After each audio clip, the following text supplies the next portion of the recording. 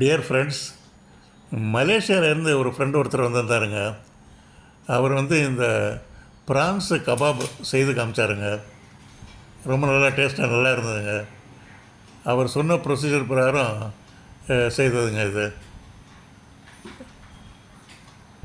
இதில் முழு ப்ரான்ஸே கிடையாதுங்க.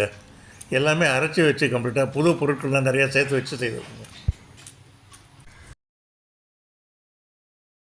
இதுக்கு தேவையான பொருட்கள் ஒரு கப்பு எறா, அந்த வயிற்றுலேருந்து இந்த கருப்பு குடல்லாம் எடுத்து சுத்தப்படுத்திய எறா ஒரு கப்பு நறுக்கிய பெரிய வெங்காயங்க. அடுத்தது கொத்தமல்லி ஒரு கைப்பிடி அளவு, 2 பச்சை மிளகாய், சோம்பு ஒரு ஸ்பூனுங்க. இப்போ இந்த பொருட்களெல்லாம் எடுத்து ஒரு மிக்ஸி ஜாரில் எல்லாத்தையும் ஒன்றா போட்டுக்கலாங்க. போட்டுக்கிட்டு கிரைண்ட் பண்ணிக்கலாம். கிரைண்ட் பண்ணி நல்லா பேஸ்ட் லெவலுக்கு கிரைண்ட் பண்ணிக்கலாம். வெங்காயம் போடுறோம், இறால் போட்டாச்சு, கொத்தமல்லி தழையை போட்டுக்கலாம், சோம்பை போட்டுக்கலாம், 2 பச்சை மிளகாய் போட்டுக்கலாம். இதில் தண்ணி கொஞ்சம் சேர்த்துக்கலாங்க. சேர்த்துக்கிட்டு பேஸ்ட்டு பக்குவத்தில் அரைச்சிக்கலாம். இதை அரைச்சிட்டுங்க தனியாக எடுத்து வச்சுக்கலாம். இஞ்சி பூண்டு பேஸ்ட்டு ஒரு 1/4 டம்ளர் எடுத்து வச்சுக்கலாங்க. சீரகப்பொடி 1 ஸ்பூனு, தனியா பொடி 1 ஸ்பூனு, பட்டை லவங்கம் ஏலக்காய் எல்லாம் கலந்த பிரியாணி பொடி 1 ஸ்பூனுங்க. இதை எடுத்து வச்சுக்கலாங்க. இப்போது ஒரு வாணலி எடுத்து அடுப்பில் வச்சுக்கலாங்க. அதில் எண்ணெய் ஒரு 4 ஸ்பூன் ஊற்றிக்கலாங்க.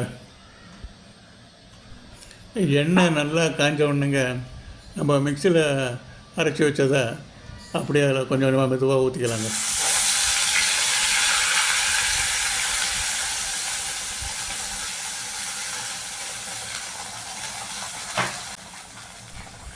இதை நல்லா கலந்து விட்டுக்கலாங்க.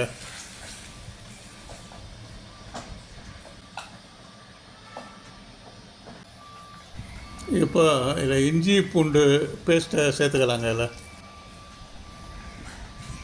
அதை நல்லா கலந்து விட்டுட்டுங்க, எடுத்து வச்சுருந்த சீரகத்தூள், தனியாத்தூள், பிரியாணி பொடி அது 3ஐயும் அதில் போட்டு அதையும் நல்லா கலந்து விட்டுக்கலாங்க.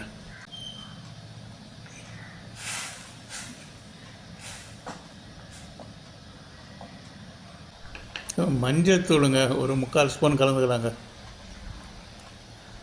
அப்புறம் உப்பு ஒரு 3/4 ஸ்பூனு அதையும் போட்டுக்கலாம். இப்போது அது பின்னால் டேஸ்ட் பார்க்குற குறைஞ்சிருந்துன்னா அப்புறம் சேர்த்துக்கலாங்க.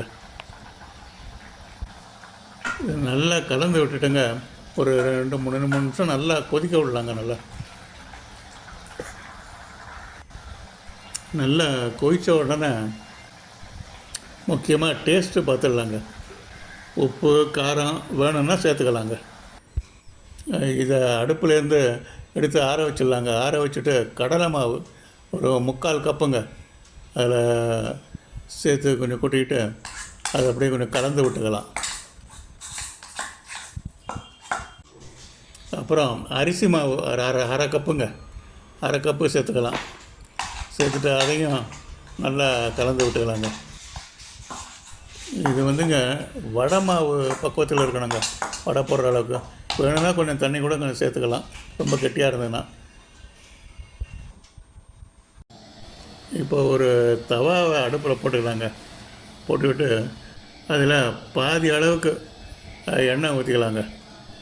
எண்ணெய் நல்லா காஞ்ச உடனேங்க இப்போ நம்ம கலந்து வச்சுருந்த அந்த கபாபு கலவையை எடுத்து ஒவ்வொரு ஸ்பூனாக எண்ணெயில் போட்டுக்கலாங்க.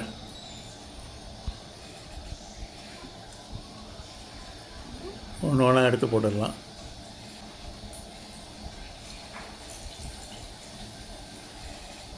இப்போ அடுப்பு ஹீட்டை கொஞ்சம் மீடியமாகவே வச்சுக்கலாங்க. ஏன்னா உள்ளே இருக்கிறதெல்லாம் நல்லா வேகணும். திருப்பி போட்டுக்கலாம்.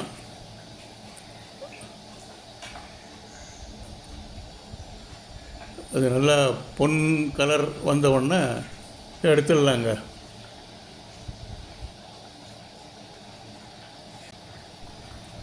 இப்போ எடுத்துடலாங்க.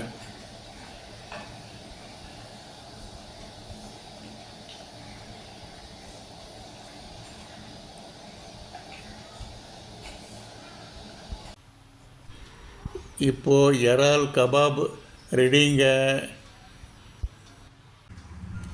நல்ல வாசனை, உடனே சாப்பிட்ணும் போல் தூண்டுது. தொட்டுக்கிறதுக்கு டொமேட்டோ சாஸ் வச்சாச்சு. இப்போது டேஸ்ட் பண்ணி பார்க்கலாமா? ஒரு பீஸ் எடுத்து எப்படி இருக்குன்னு பார்க்கலாங்க. தொடுறப்பயே நல்லா சாஃப்டாக இருக்குதுங்க. அது கொஞ்சம் டொமேட்டோ சாஸில் தொட்டுக்கிட்டு சாப்பிட்லாங்க.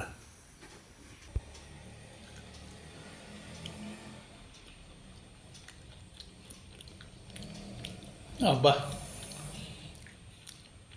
நல்ல டேஸ்ட்டுங்க, நல்லா அருமையாக இருக்குங்க.